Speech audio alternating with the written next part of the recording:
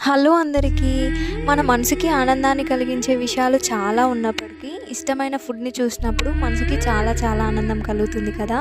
ఇష్టమైన రెసిపీస్ చేసుకొని తినడం వల్ల మనసు ప్రశాంతంగా, కడుపు నిండుగా చాలా చాలా బావుంటుంది. అలాంటిదే ఈ పన్నీర్ రెసిపీ కూడా. ముందుగా 100 గ్రామ్స్ వరకి పన్నీర్‌ని తీసుకొని, నేను ఈ పన్నీర్‌ని ఇంట్లోనే ప్రిపేర్ చేసుకున్నాను.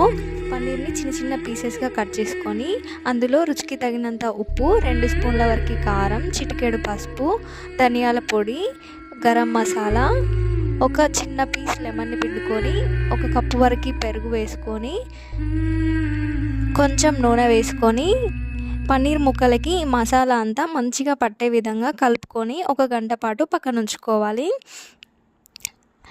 ముందుగా స్టవ్ మీద ఒక మందపాటి పెనం పెట్టుకొని, అందులో ఒక స్పూన్ వరకి నూనె వేసుకొని, ముందుగా మ్యారినేట్ చేసుకున్న పన్నీర్ ముక్కల్ని మంచిగా పరుచుకొని, మూత పెట్టుకొని ఒక 10-15 మినిట్స్ ఉడికించుకుంటూ, మధ్య మధ్యలో కలుపుకుంటూ, మూత పెట్టుకుంటూ మంచిగా కుక్ చేసుకోవాలండి. పన్నీర్ సాఫ్ట్‌గా అయ్యేంత వరకు ఉడికించుకొని పక్కన తీసుకొని, ఇది వేడి వేడిగా ఉన్నప్పుడే నార్మల్‌గా వట్టిగా అయినా తినొచ్చు, అన్నంలోకి తినొచ్చు, చపాతీలోకి తినొచ్చు. దీని టేస్ట్ అయితే చాలా చాలా బాగుంటుందండి. మీ అందరికీ కూడా ఈ పన్నీర్ రెసిపీ నచ్చుతుందని అనుకుంటున్నాను.